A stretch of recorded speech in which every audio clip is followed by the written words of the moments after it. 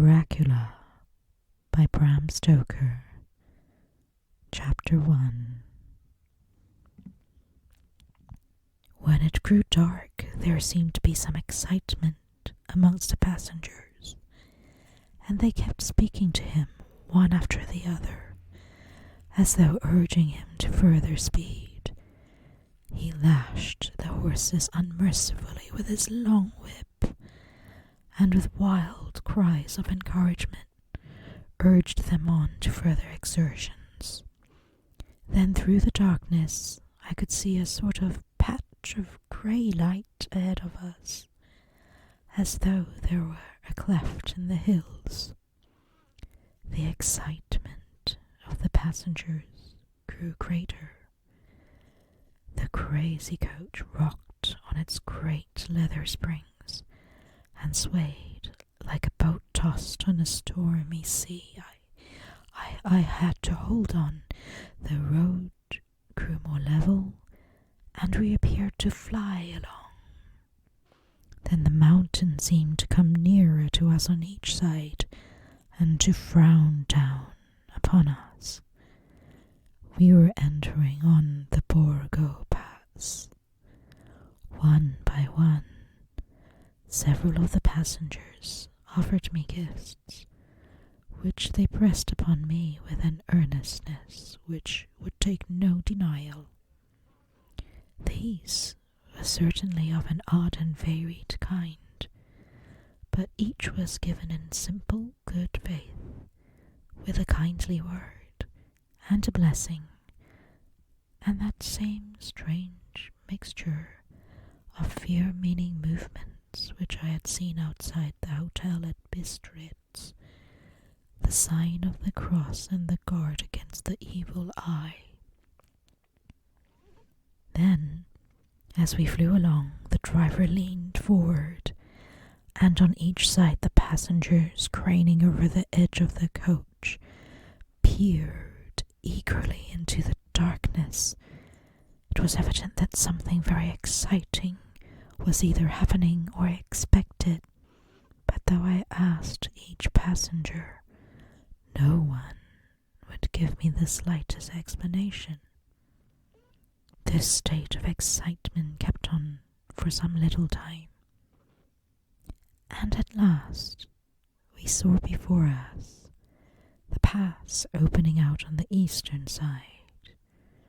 There were dark, rolling clouds overhead, and in the air the heavy, oppressive sense of thunder.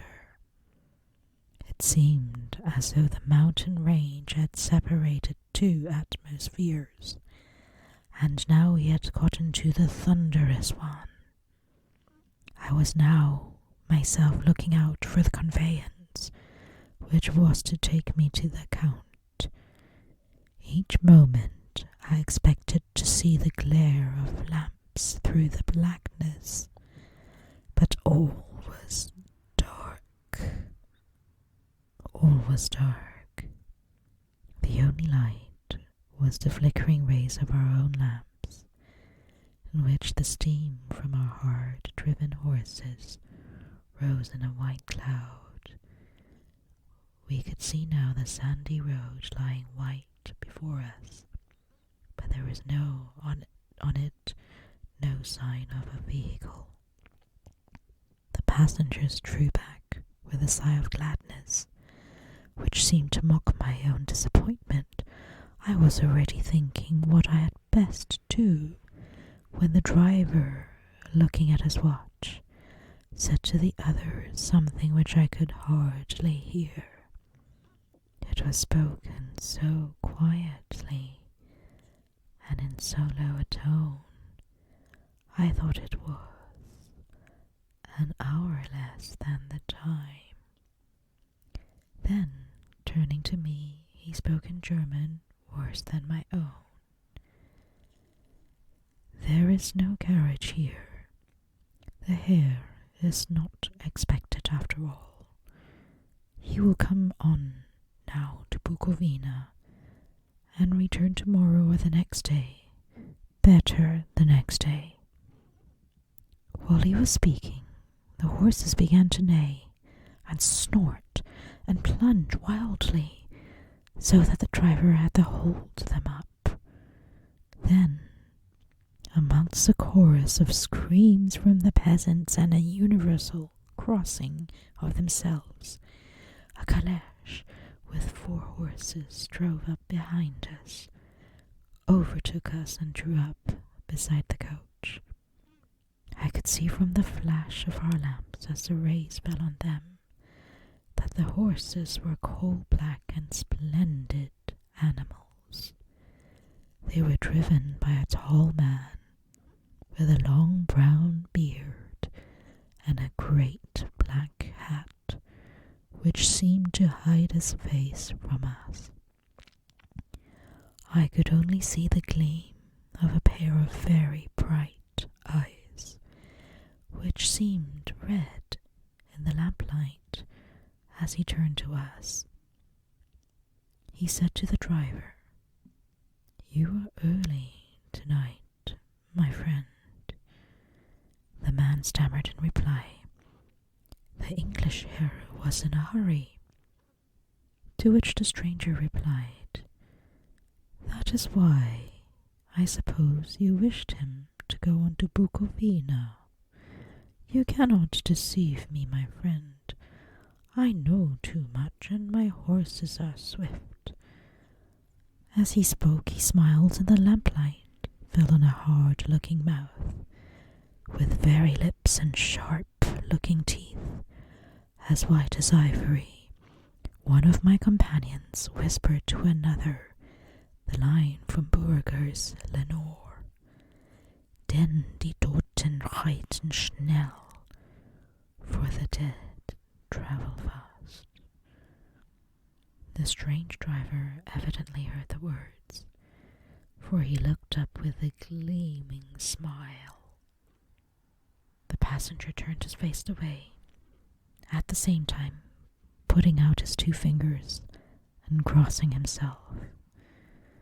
"Give me the Herr's luggage," said the driver, and with exceeding alacrity my bags were handed out and put in the calèche.